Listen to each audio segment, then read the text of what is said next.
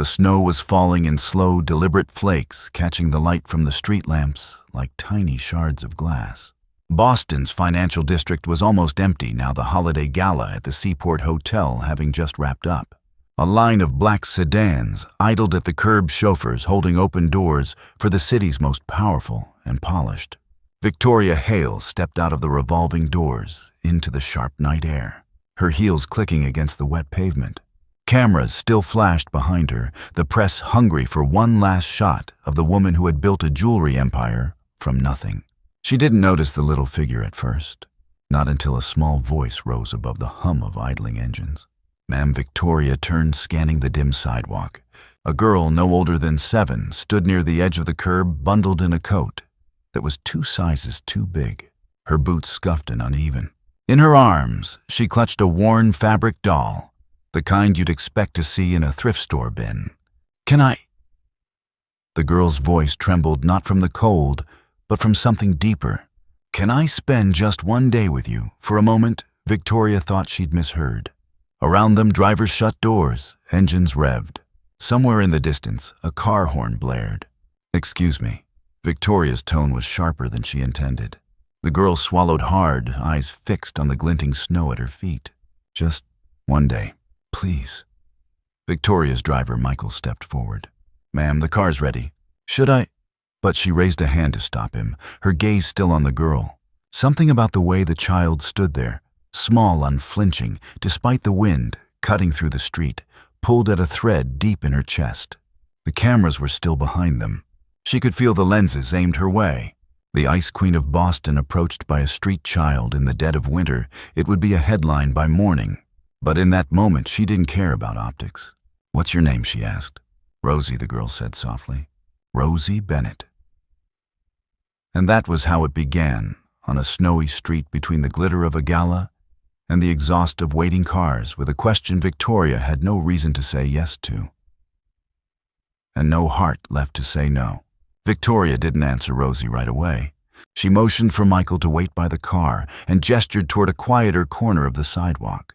The girl followed her small boots, leaving uneven prints in the snow. "Where are your parents, Rosie?" The question seemed to hang in the cold air. Rosie hugged the doll tighter. "Mama's gone. Daddy left a long time ago. I was with Grandma, but she..." Her voice broke and she bit her lip hard enough to turn it white. Victoria felt a sting in her chest, sharp and familiar. She knew exactly what it was to stand on a winter street with nowhere to go. At 38, she was the face and force behind Hale & Co., a luxury jewelry brand known from New York to Paris. The press called her the Ice Queen, and she had done nothing to discourage the name. In business, she was deliberate, uncompromising, and always 3 moves ahead. But those who knew her best, or thought they did, would tell you that outside the gleam of diamonds, she lived alone in a glass-walled penthouse overlooking Boston Harbor. What they didn't know was the truth she never shared. Her own mother had died in a car accident when Victoria was 10. Her father, unable to cope, drifted out of her life and never came back. From that day on, she learned to be her own anchor. She remembered the smell of bleach from the group home, the scratchy blankets, the sound of other children crying in the dark. She remembered staring at the ceiling at night, promising herself she'd never be at the mercy of anyone again. And here was Rosie, small, shivering, holding onto a doll the way Victoria had once clung to a hand-me-down scarf. "You shouldn't be out here alone," Victoria said, her voice softer now. "I'm okay," Rosie replied quickly, almost defensively. "I just wanted to know what it's like to be with someone who cares. Even for one day." Victoria's throat tightened. She wanted to tell herself this was none of her business, that the safest thing was to call social services and walk away. That was what the Ice Queen would do.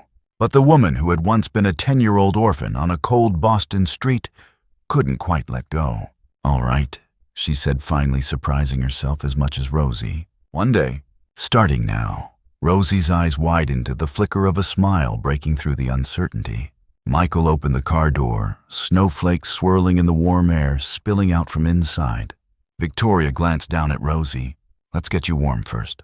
We'll figure the rest out later." And with that, the Ice Queen of Boston let a stranger step into her world, unknowing that by the end of this day, neither of their lives would ever be the same.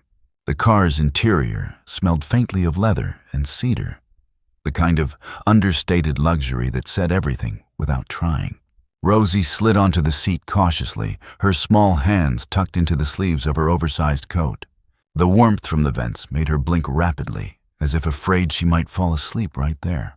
Victoria settled into her side, closing the door, as the snow outside blurred into streaks of white. Michael glanced at her in the rearview mirror. "Where to, ma'am?" She hesitated for a moment. The Ice Queen's schedule rarely bent for anything or anyone, but now the thought of dropping Rosie at a police station or shelter felt impossibly cold. "Cedar Street Cafe," she said finally. The streets were quiet, save for the occasional rumble of snowplows. Rosie sat still, eyes darting to the glowing city lights sliding past. Every so often she looked down at her doll, smoothing its fraying hair with careful fingers. "Does she have a name?" Victoria asked. Rosie looked up surprised. "Her name's Daisy. Mama gave her to me before she..."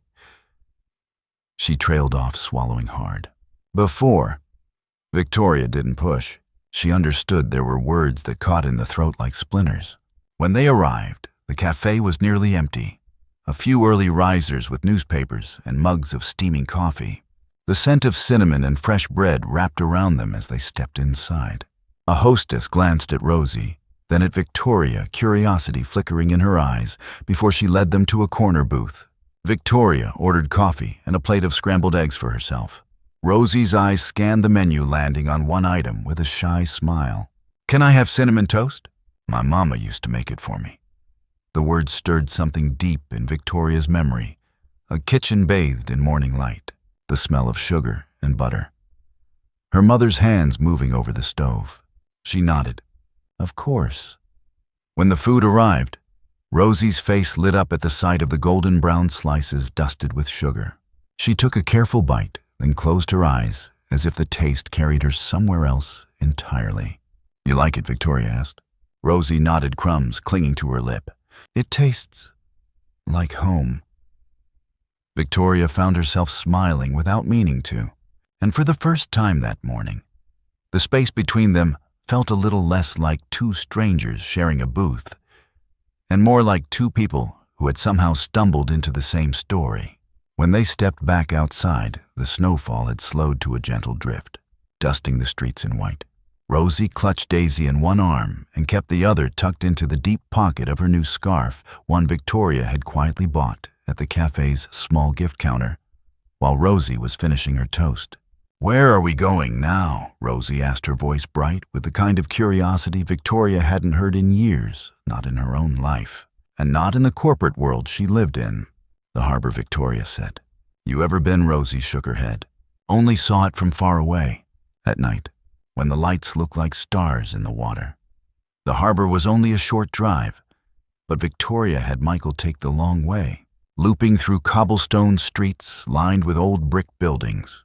She found herself pointing out details she'd never bothered to notice before: an antique bookstore, a bakery famous for its cranberry scones, the way the iron balconies still carried traces of snow. When they arrived, the water lay still under a thin veil of mist. The pier's wooden planks creaked under their boots as they walked toward the edge. Fishing boats bobbed gently in the water, their ropes creaking against the moorings. "It's quiet," Rosie said, leaning over the railing, "like it's listening." Listening to what Victoria asked. "To what people don't say out loud," Rosie replied simply, as if that were obvious. They stood there for a while, watching the slow ripples. Victoria thought about all the things she'd never said to her father, to the woman who raised her for a short time after the accident, to herself. "Cinnamon toast," Victoria said suddenly, the words almost slipping out without permission. Rosie tilted her head. "My mother used to make it for me," Victoria explained. "On Saturday mornings, I'd wake up to the smell and pretend to be asleep so she'd have to call me twice." Rosie grinned. "That's a good trick." It was Victoria said, a small laugh escaping her, until she figured it out. For a moment the wind caught her hair, and she imagined her mother standing somewhere nearby, smiling at this unexpected morning. When Rosie slipped her small hand into Victoria's, it felt like the most natural thing in the world. Victoria didn't pull away. They found a bench near the end of the pier, its slats still cold from the night frost. Victoria brushed away a thin layer of snow before they sat. The air smelled faintly of salt and wood, and the muffled clang of a distant buoy echoed over the water. Rosie rested Daisy on her lap, smoothing the doll's patched dress. She stared at the horizon for a while before speaking.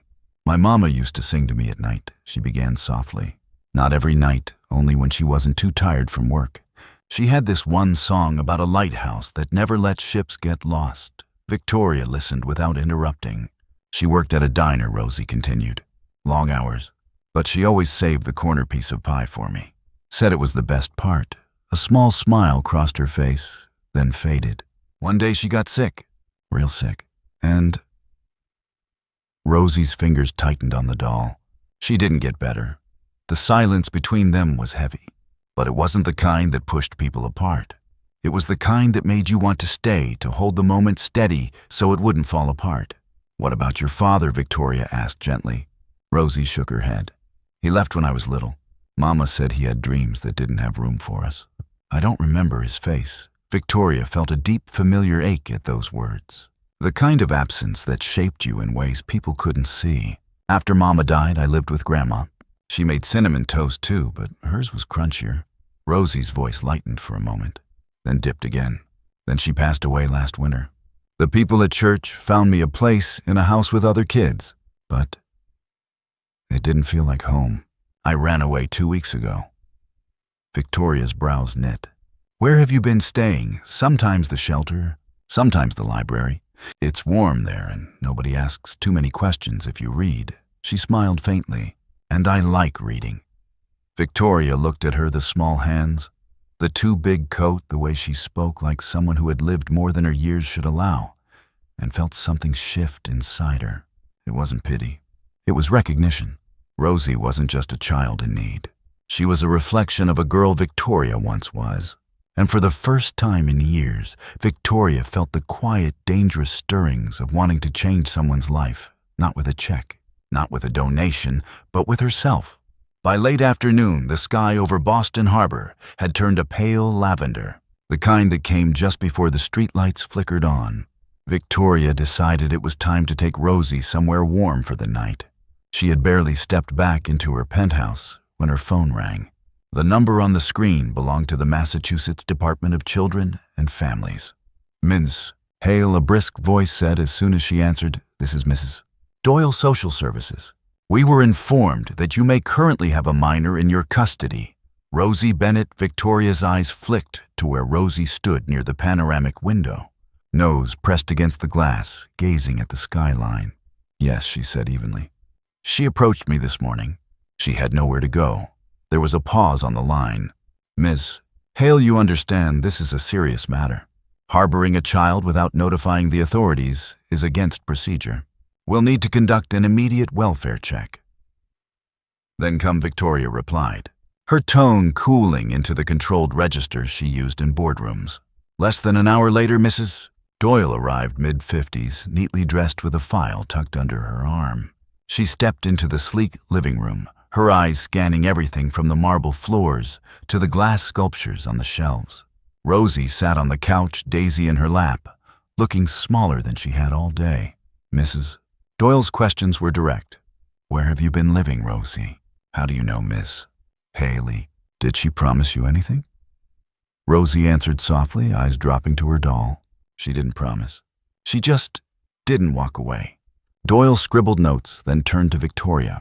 "Miss Hale, we have to ensure Rosie's best interests are met. That means either placing her back into the system or confirming a qualified guardian." "I understand," Victoria said, steady but firm. "But I also understand that she's been moved from place to place, never given stability. I can give her that, Mrs." Doyle studied her as if measuring the truth in her voice. "This isn't about resources, Ms. Hale. It's about commitment. Children are not charity projects." The words hit with more weight than Victoria expected. She'd written countless checks, built schools, funded shelters, but this was different. This wasn't about her company's name on a plaque. This was about showing up every single day. "I'm aware," Victoria said quietly, "and I'm not walking away." Mrs. Doyle closed the file. "We'll be in touch. But understand, this will not be simple." As the door closed behind her, Victoria looked back at Rosie, who was watching with wide, searching eyes. No matter what they say, Victoria told her, "I'm not going anywhere." And for the first time, she realized she meant it. 2 days later, Victoria woke to the sharp buzz of her phone. She reached for it, still half asleep, and saw a string of unread messages from her publicist. "Call me, now." When she finally connected, the voice on the other end was tight.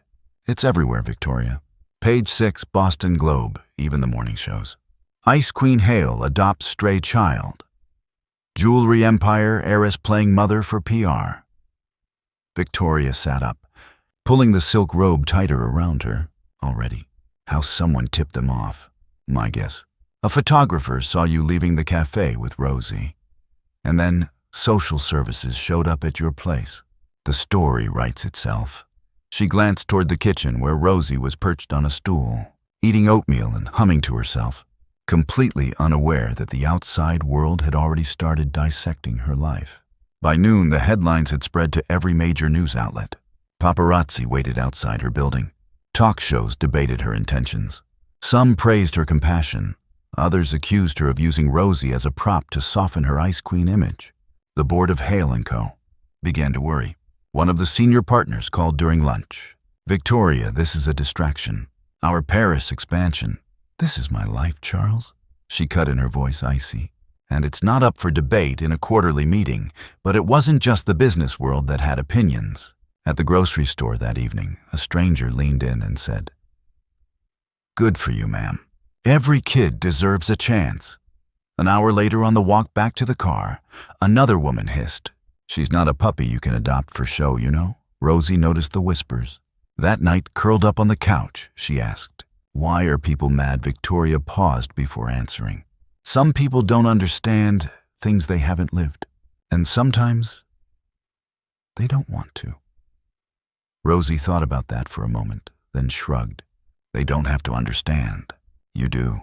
Victoria felt a sharp pull in her chest. That simple trust, uncomplicated, undeserved, was worth more than every headline combined. But deep down, she knew the hardest part was still ahead. Social services hadn't called back yet, and Mrs. Doyle had been right about one thing: this wasn't going to be simple. The first signs were small. Rosie pushed her oatmeal away one morning, claiming she wasn't hungry. Later, at the boutique where Victoria had a meeting, the girl leaned against a display case, pale and unusually quiet. By afternoon, the fever had set in. Victoria found her curled on the couch, daisy clutched to her chest, cheeks flushed and damp with sweat. "Rosie." She knelt beside her, pressing a cool hand to the child's forehead. It burned beneath her touch.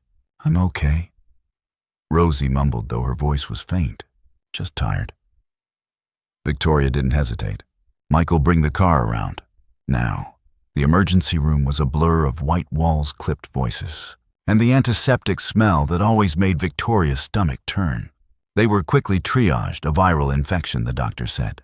But Rosie was dehydrated and needed fluids immediately. Sitting beside the hospital bed, Victoria found herself remembering the last time she'd been in a ward like this. She'd been 14 pneumonia alone for 3 nights until a foster volunteer finally visited. The loneliness had been worse than the illness. She wasn't going to let Rosie feel that. Not for a second. Rosie stirred, opening her eyes. "You'll stay right, I'm not going anywhere," Victoria said, taking her small hand in hers. Hours passed. The IV dripped steadily, monitors beeped in gentle rhythm. Outside, the thin curtain nurses called codes, gurneys rolled by. Lives shifted from one moment to the next. When Mrs. Doyle from Social Services appeared in the doorway, Victoria braced herself. "She's stable, Mrs. Doyle said quietly, stepping closer. "But Miss Hale, this situation is complicated. If she were in foster care, she'd have a legal guardian authorized for medical decisions. Right now, you're not." I signed the forms, Victoria cut in. "Yes, because the attending doctor made an exception under emergency provisions," Mrs. Doyle said. "But that won't happen every time. You need to decide if you're prepared for the process. It's not just about keeping her warm and fed. It's about being there through sickness." School tantrums, teenage years, Victoria didn't look away. "Then tell me where to start." Mrs. Doyle studied her for a long moment, then gave a slow nod. "I'll have the paperwork ready by tomorrow." When she left, Victoria leaned back in the chair. Rosie's small hand still in hers. The beeping of the monitor was steady now, and so was her decision. She wasn't just keeping Rosie for a day. She was keeping her for life. 2 days after Rosie was discharged, Victoria's penthouse no longer felt like a fortress above the city. It felt like the center of a storm. The adoption paperwork lay spread across her dining table in neat stacks, background checks, financial disclosures, personal statements. Victoria had faced multi-million-dollar acquisitions with less paperwork. Mrs. Doyle sat across from her, pen in hand. The process will be invasive. They'll want home inspections, interviews with friends, even questions about your childhood. I'm ready, Victoria said without hesitation. But readiness didn't shield her from what came next. The first hurdle was the public hearing. A judge would decide if she could be considered a fit guardian. The courtroom was small, but packed journalists in the back rows, a few board members from Hale and Co., and even a handful of strangers who had apparently made it their mission to protect Rosie. One woman in the gallery stood and spoke sharply. "This is a stunt. Ms. Hale is a media figure with no parenting experience. She'll lose interest when it gets hard." Victoria didn't flinch. She let the words pass, then stood when the judge called her forward. "Miss Hale," the judge began, "you're aware that adoption is a permanent, legally binding commitment. It's not a charitable project or an image rehabilitation." "Yes, Your Honor," she said evenly. "I am not here for headlines. I am here because a child asked me for one day, and I realized I want to give her every day that follows." The judge's gaze softened almost imperceptibly before shifting to Rosie, who was sitting in the front row with Daisy in her lap. "And you, young lady, do you want to live with Ms. Hale?" Rosie stood, her voice steady despite her small frame. She didn't walk away. "That's all I need to know." The room went quiet. Even the clicking of reporters' cameras slowed. The judge tapped his pen against the desk. "Very well. We'll proceed with the next phase of evaluation. This is not a final decision, but it is a step forward."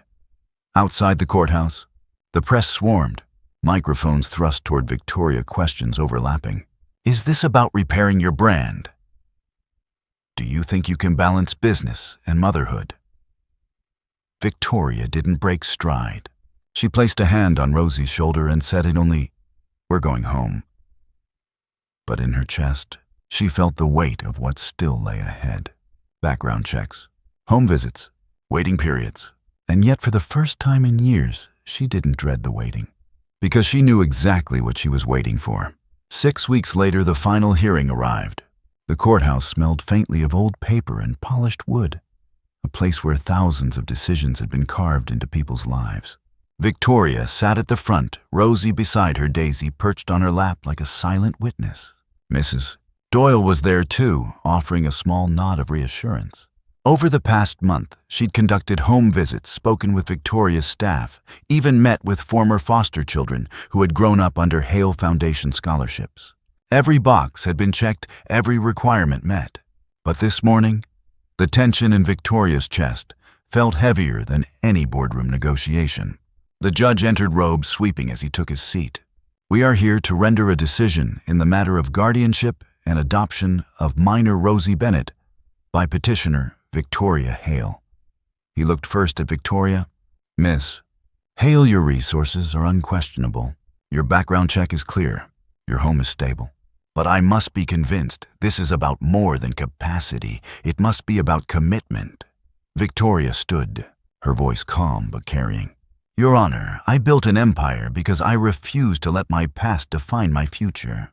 Rosie has the same strength in her. I am here to give her the one thing I didn't have, a permanent place where she is wanted, every day without condition." The judge turned to Rosie. "And you, young lady," Rosie's chin lifted just a little. She promised she wouldn't walk away, and she hasn't. For a moment, the room seemed to hold its breath. Then the judge smiled, a small, rare thing. "Very well. The petition is granted. As of today, Rosie Bennett is legally the daughter of Victoria Hale." The words landed like sunlight after a long winter. Rosie's face broke into a grin as Victoria bent down, wrapping her in a hug so tight she felt the child's heartbeat against her own. The courtroom around them faded, the reporters, the murmurs, the shuffle of papers. Outside, cameras flashed, but Victoria didn't care. She took Rosie's hand, and together they stepped into the cold Boston afternoon, the snow beginning to fall again in slow, soft flakes. For the first time in years, the Ice Queen wasn't walking alone. Sometimes a single day can change everything. For Rosie, it began with a question, small, trembling, almost afraid to be answered. "Can I spend a day with you?" "Ma'am," for Victoria, it was supposed to be just that, a day. But somewhere between cinnamon toast, a walk by the harbor, and nights spent in hospital chairs, that one day became a promise. And that promise became a lifetime. It wasn't the wealth or the headlines, or even the courtroom victory that made this story. It was the choice, simple, stubborn, and unshakable, not to walk away. Because in the end, home isn't just where you live. It's where someone stays. If this story touched you, share it with someone who believes in second chances. And if you'd like to hear more stories of courage, kindness, and the unexpected bonds that change lives, don't forget to subscribe. Your next story might be the one that changes your day or your life.